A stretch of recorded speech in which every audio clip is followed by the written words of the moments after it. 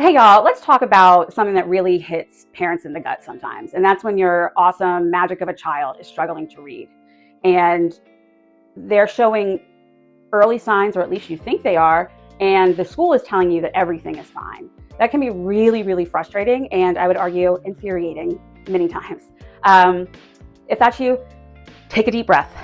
This isn't your fault. Your kid isn't lazy. There's nothing wrong with your child, right? They might need some additional help in reading.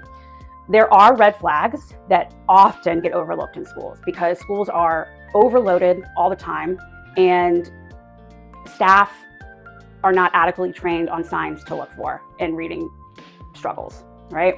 I'm Katie, special education advocate, former special education teacher, and reading interventionist. I help families catch what the schools miss or ignore so we can get your child the help they need right now.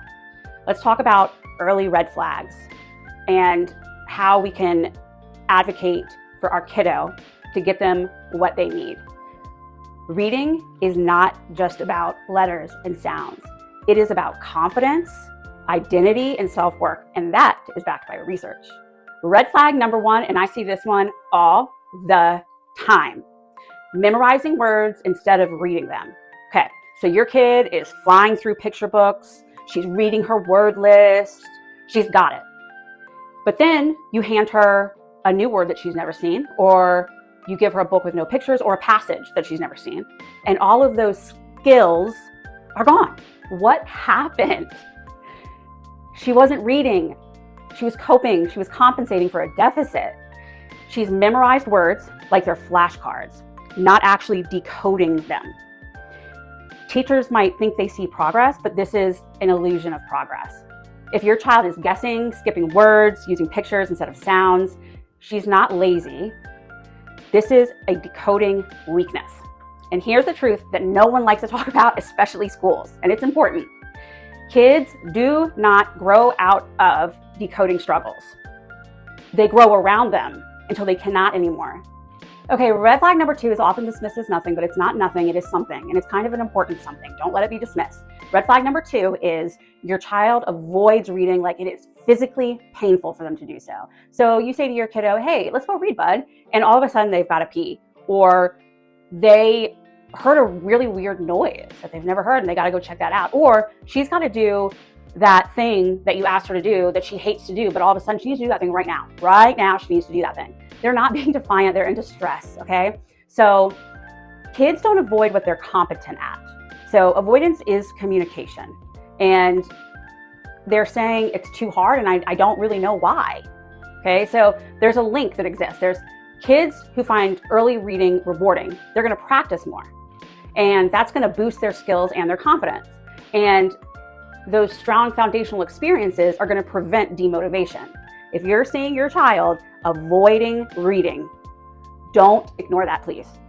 Red flag number three, trouble with phonological awareness. What the hell am I even talking about, right? It's not fancy. Schools like to sound fancy and not use human-friendly language, which is really annoying. Anyway, the phonological awareness is the ability to hear sounds and to manipulate those sounds, okay? And why is it important? It is important because it is one of the number one predictors of future reading success. It is the foundation of decoding. And kids who are struggling with phonological awareness are at risk by kindergarten.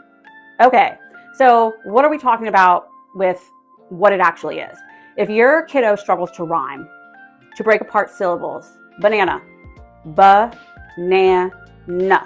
If they struggle to identify beginning or ending sounds of words. If they struggle to blend sounds, so for example, we have the sounds k, at, blended, cat. If your kiddo struggles with any of those things, and there are others, this is not a small thing.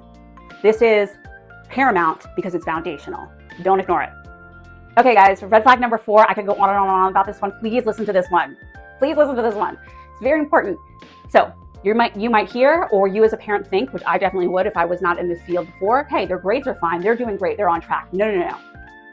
Grades are arbitrary. Grades really don't mean anything, okay? What we need to look at is not just can they achieve this task, it's how much effort are they having to put in compared to what's appropriate for their age? How much effort, how much masking, how much frustration tolerance are they having to exhibit? How much self-control are they having to exhibit? If it is strenuous when it shouldn't be developmentally. This is a problem, and it's likely a deficit, and we need to look into that and provide services if necessary, okay? If you are feeling like something might be off, trust your gut. Okay, red flag number 5 of many, many more that we didn't talk about today, but red flag number 5 is the let's just wait and see advice from the school. You hear, she just needs time, or he needs to go through intervention, he hasn't even been through MTSS, or let's wait and see.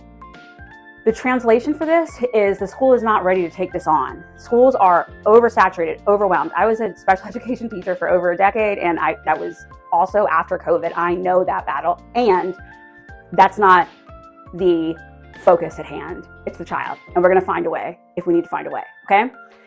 The uncomfortable truth is backed by decades and decades and decades of research, and it says that reading is not natural. It's not a natural process.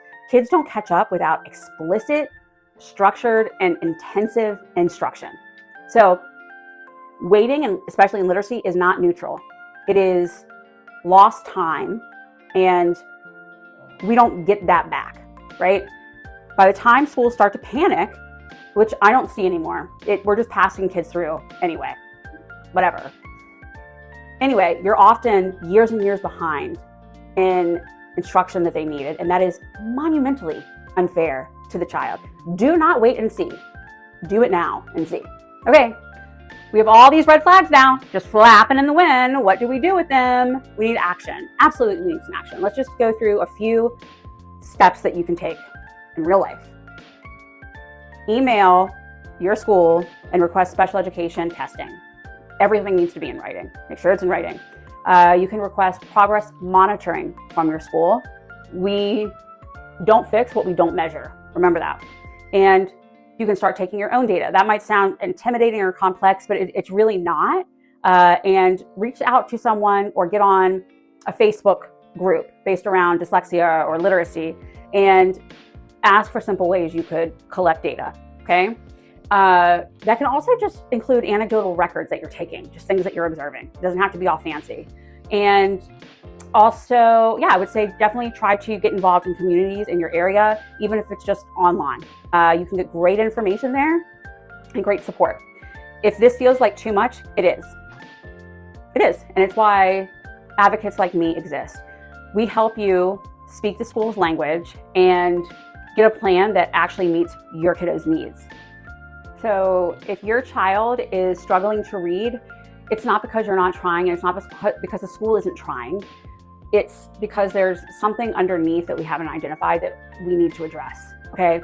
You're not alone in this, and if all of this feels a little too familiar, fill out the intake form in my bio and schedule a free 30-minute phone consultation. I would love to chat with you. And remember that reading struggles are not the end of the story, even if your kiddo is a little bit older. It's just the beginning of figuring out what your child needs to thrive, okay? Because every child deserves reading to feel like wonder and possibility, not pain and fear. Stay connected. Thanks, guys.